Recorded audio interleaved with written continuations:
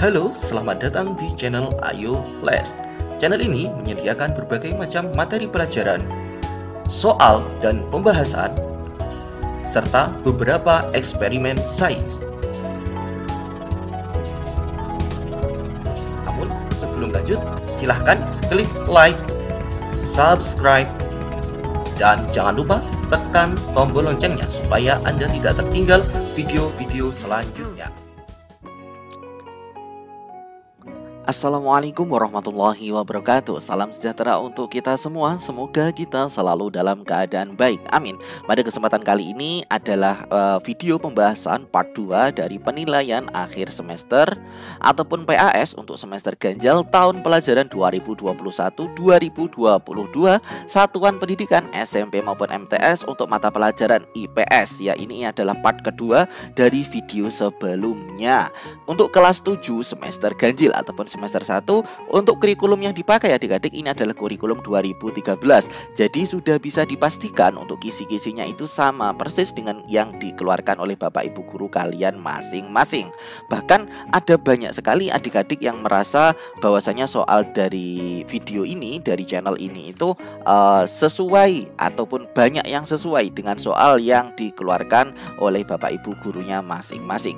Baiklah adik-adik, kemarin di video part pertama kita sudah membahas soal nomor 1 sampai soal nomor 25.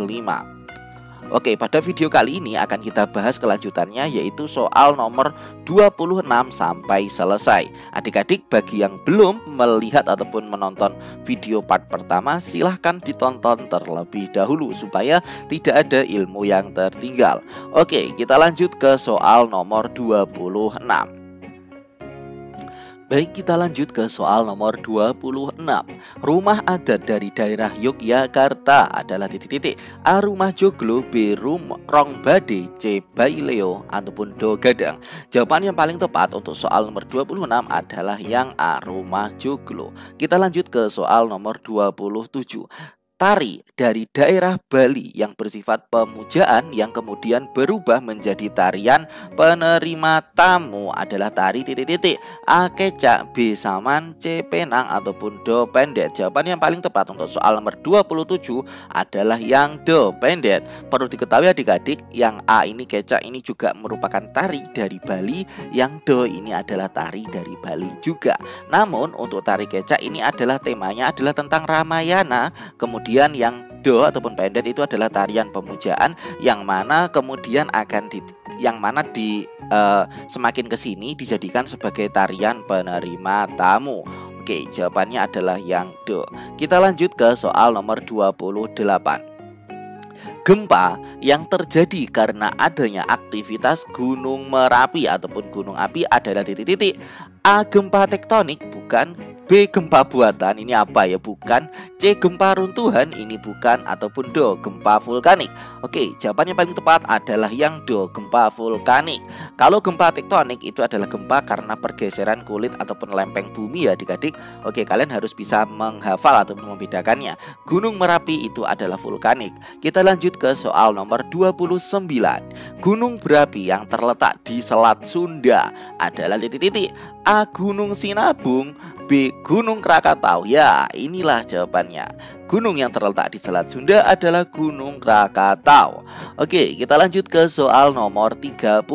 Pola angin muson yang bergerak menuju wilayah Indonesia pada saat angin barat dimanfaatkan oleh nenek moyang bangsa Indonesia untuk melakukan titik-titik dari Asia ke berbagai wilayah di Indonesia.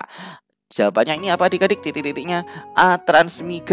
Transmigrasi, B. Urbanisasi, C. Migrasi, ataupun Do. Reboisasi. Jawaban yang paling tepat untuk soal nomor 30 adalah yang C. Migrasi. Jadi digunakan untuk berpindah dari suatu tempat ke tempat yang lain, dari Asia ke berbagai wilayah di Indonesia dengan menggunakan angin barat ini. Oke, kita lanjut ke soal nomor 31.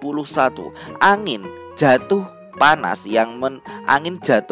yang menimbulkan kerusakan pada daun tembakau di tanah Delhi adalah titik-titik. A. Angin bohorok, B. Angin gending, C. Angin wambrau, ataupun D. angin berubu. Jawaban yang paling tepat untuk soal nomor 31 adalah angin bohrok.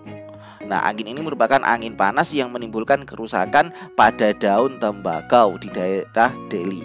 Oke, kita lanjut ke soal nomor 32.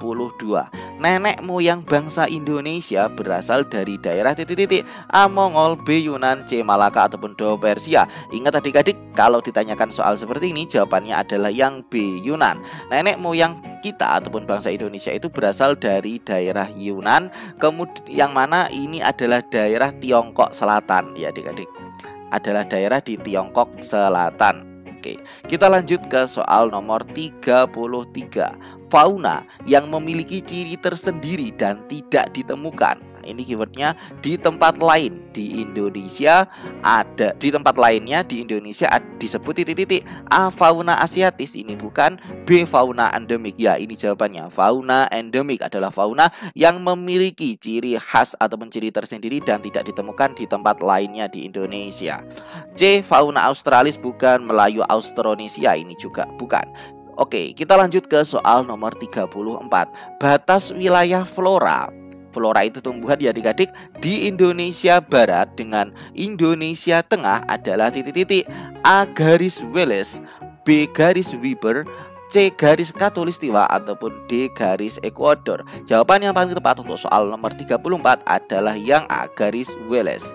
Garis Wallace ini merupakan garis yang mana memisahkan wilayah ataupun hewan ataupun flora dari yang bagian barat dan bagian tengah ataupun timur, yang mana garis Wallace ini membujur dari utara ke selatan, sehingga akan ada wilayah bagian barat. Ini pensilnya agak susah. Kemudian bagian timur. Nah, ini adalah garis Wallace. Kalau garis Weber itu melintang dari barat ke timur. Oke ya adik-adik, semoga adik-adik bisa menghafal ini. Oke, kita lanjut ke soal nomor 35. Pada saat teman kita ada yang tertimpa musibah, maka kita ikut merasakan kesedihannya dan berusaha membantunya. Hal tersebut merupakan contoh titik-titik. A. keluarga, B. imitasi, C. sugesti, ataupun D. simpati. Keluarga ini bukan, teman itu kan bukan keluarga kita. Imitasi itu bukan, imitasi itu buatan ya, bukan. Sugesti ini juga bukan. Jawabannya paling tepat adalah D. simpati ataupun rasa sedih berbela-sungkawa. Kita lanjut ke soal nomor 36. Proses penyampaian pesan dari seseorang kepada orang lain. Ya, ingat keywordnya pesan dari seseorang ke orang lain yang dilakukan secara langsung maupun melalui alat bantu agar orang lain memberi tanggapan atau memberi respon adalah titik-titik. Pengertian apa adik-adik? A. kontak sosial, ini bukan. B. komunikasi, ya ini jawabannya. C. interaksi sosial, bukan. D. proses sosial, ini juga bukan. Ingat keywordnya, kalau ada proses penyampaian pesan dari seseorang kepada orang lain dan diharapkan ada tanggapan, berarti itu adalah komunikasi. B jawabannya. Kita lanjut ke soal nomor 37. Aturan atau kaidah yang menjadi pedoman tingkah laku adalah titik-titik. A. agama, B. adat, C. norma, ataupun D. kebiasaan. Jawaban yang paling tepat apa adik-adik? Ya, benar sekali, norma. Norma itu adalah aturan atau kaidah yang muncul ataupun yang menjadi pedoman tingkah laku. Kita lanjut ke soal nomor 38. Perbuatan yang dilakukan secara berulang-ulang dalam bentuk yang sama adalah titik-titik. A. kebiasaan ataupun folkway, ataupun B. cara ataupun usage, D. tata kelakuan mores, ataupun D. adat istiadat. Jawaban yang paling tepat untuk soal nomor 38 apa adik-adik? Perbuatan yang dilakukan secara berulang-ulang dalam bentuk yang sama apa? Ya, jawabannya adalah yang A. kebiasaan ataupun folkway. Kita lanjut ke soal nomor 39. Keluarga memberikan kasih sayang dan perhatian pada anak-anaknya merupakan fungsi titik-titik. A. sosialisasi, B. afeksi, C. ekonomi, ataupun D. reproduksi. Kita bahas dari belakang kalau untuk soal ini. D. reproduksi tentunya bukan. C. ekonomi tentunya bukan.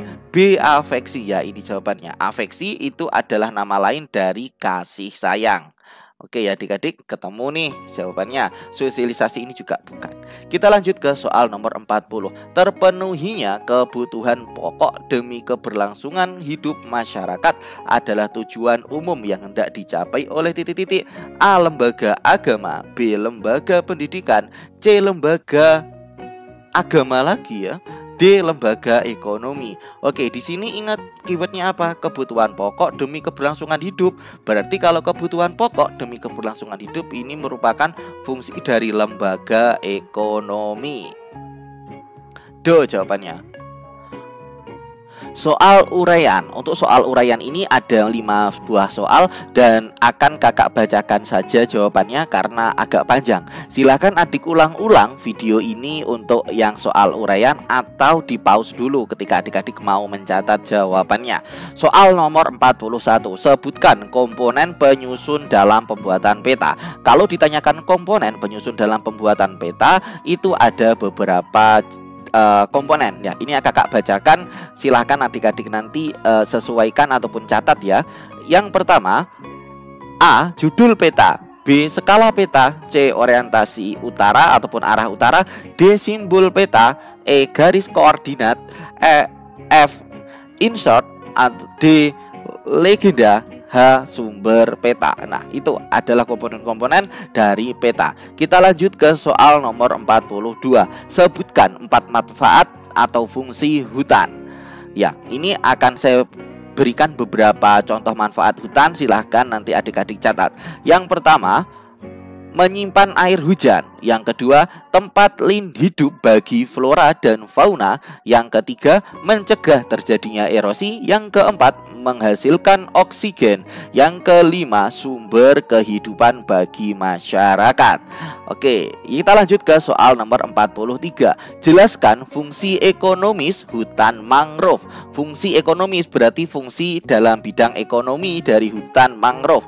Yang pertama, nilai ekonomis dari hutan mangrove itu adalah dari kayu pepohonan dan makhluk hidup yang ada di dalamnya. Kayunya bisa dipakai untuk bahan baku kertas dan beberapa binatang ataupun ikan yang berada di hutan mangrove itu bisa dimanfaatkan untuk sumber makanan yang mana bernilai ekonomis. Kita lanjut ke soal nomor 44. Sebutkan 3 faktor penyebab terjadinya perubahan jumlah penduduk. Ingat tadi di soal pilihan ganda sudah kita bahas, kalau faktor penyebab terjadinya perubahan jumlah penduduk yaitu adalah 1. Kelahiran, 2. Kematian, dan ketiga adalah migrasi. Ingat, kelahiran, kematian, dan migrasi. Kita lanjut ke soal nomor 45. Sebutkan 4 fungsi lembaga keluarga. Yang pertama, fungsi reproduksi. Yang kedua, fungsi proteksi. Yang ketiga, fungsi ekonomis. Yang keempat, fungsi sosialisasi. Yang kelima, fungsi afeksi. Yang keenam, fungsi pengawasan sosial. Yang ketujuh, fungsi pemberian status. Silakan adik-adik sesuaikan dengan jawaban ataupun dengan soalnya. Silakan adik-adik catat. Apabila adik-adik ketinggalan, bisa diulang-ulang lagi video ini untuk yang soal uraian. Baiklah adik-adik, terima kasih. Sekian video pembahasan untuk soal penilaian akhir semester IPS kelas 7 semester 1. Ini adalah part kedua ya. Silakan yang belum menonton part 1 bisa ditonton di channel kakak. Terima kasih. Apabila ada kurang lebihnya mohon maaf yang sebesar-besarnya, dan mohon maaf ada suara dari luar yang mana mungkin agak mengganggu di akhir video ini. Terima kasih. Kakak akhiri, wassalamualaikum warahmatullahi wabarakatuh. Selamat belajar dan semoga mendapatkan hasil yang maksimal ketika ujian nanti. Bye-bye.